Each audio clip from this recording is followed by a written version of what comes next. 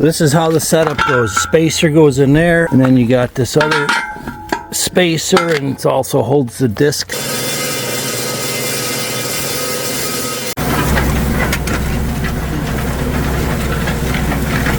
All right, let me show you what I got here, what I broke on this disc, and what my plan is to try and fix it. So, hey guys, Kapper here, welcome back. So let me tell you, give you a little backstory on how I think we busted it. As you're gonna see, several of these spacers are broken on this disc. We did kind of push it a little bit. I was over at Phil's farm, and it was dry. We were in the middle of a drought, and we're in the Ozarks, so we got rocky ground. But that still doesn't quite add up to how this broke, where it did, and how it did. I'll show you that. But anyways, that's, I think, how I broke a bunch of these spacers. Some of them are still usable. The one we're gonna fix today, and we're gonna try it out. Got to jury rig it just a little, but we'll see if it's gonna work. So let's get into the video. Thanks a lot.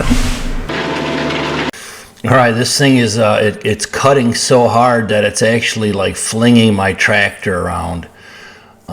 So it's doing its job, but this is the very, very first cut. Remember, this is super compacted, super dry. We're in a drought. There's spacers just like this one. Matter of fact, another one of them is cracked over here, but here's a little better look right there, what they look like. So this is their weak point. And let me find the other cracked one just to give you a look on what it looks like. Where is it? Okay, there it is. All right. See that right there. So you see how a chunk cracked off of it? All right, you can also see this one on the left busted too. So I'm thinking it might have been a bad batch of steel, because it doesn't really make a lot of sense why they cracked in this location. They're just spinning, you know, there's really no slack, and you know, I mean, a rock coming up, hitting it, that doesn't make sense, but several of these are busted like this. You know how that is, I'm not sure, really, because it's just weird. And so that's exactly what happened to the end one. But let me show you, the problem is it wasn't still seated anymore. Let me pull this out here. Okay, so it actually busted off a chunk here, about that much, so 3/8 of an inch or so, and then the whole disc is wobbling. So the closest thing we could find after shopping around at a tractor shop, these are really heavy. They're bale spear mounts, if you will, but the hole is almost, it's a little bit big, but I think it'll work as a spacer there. I got a steel chop saw, so I got to put a spacer in like that and see if it's gonna work, and let me keep disking. That's the plan. You know, I mean, so this is the spacer that goes in there. They didn't have anything this size in stock, so that's the plan, to try and cut one and see if it's gonna work or not, and then put this all back together. So this is how the setup goes. Spacer goes in there, and then you got this other spacer, and it also holds the disc stable. So I need to be able to get this screwed on tightly so it doesn't do this. That's what it was doing, because it was missing a chunk. So that's the plan.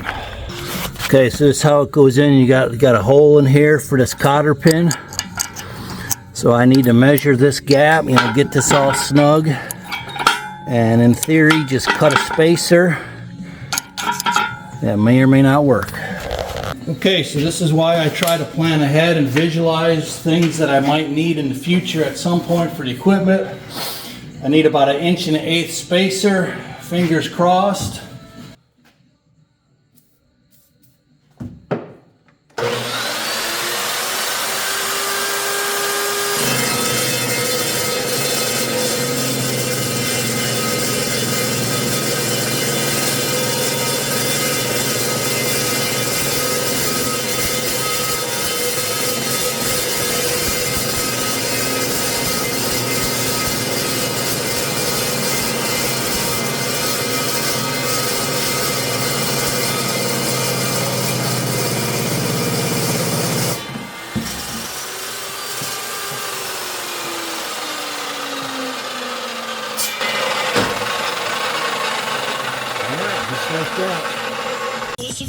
All right, so this axle wants to spin. So I've got a pipe wrench duct taped with a cheater bar so it ain't spinning on me. Weather. So there's 2 washers here. So I put the spacer in between because you see the spacer's a little bit too big. I can't really help that. I don't know if I could maybe mitigate that somehow. So that's why I was going to put it in between the 2 larger spacers. Let me think on that for a minute.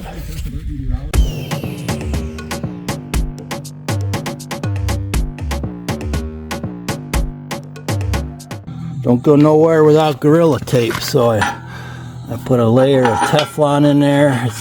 It could still spin, although I think this whole thing spins together, so that should be irrelevant.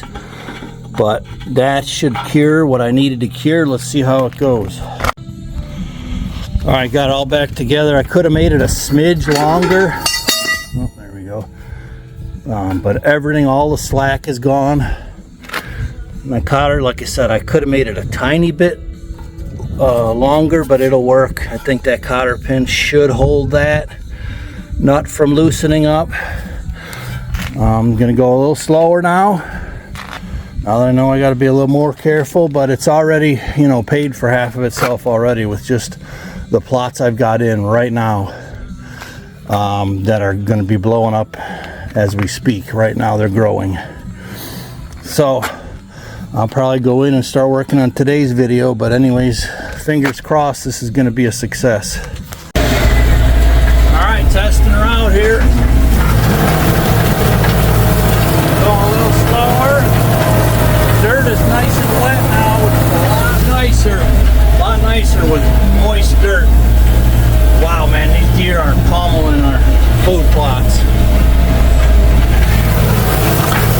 I have more come tomorrow.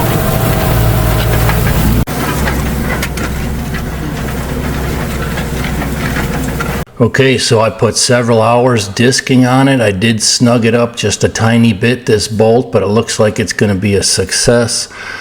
So if you enjoyed it, hit the like button, and good luck to you food plotters and farmers out there. Stay tuned. Have a great night. Thanks.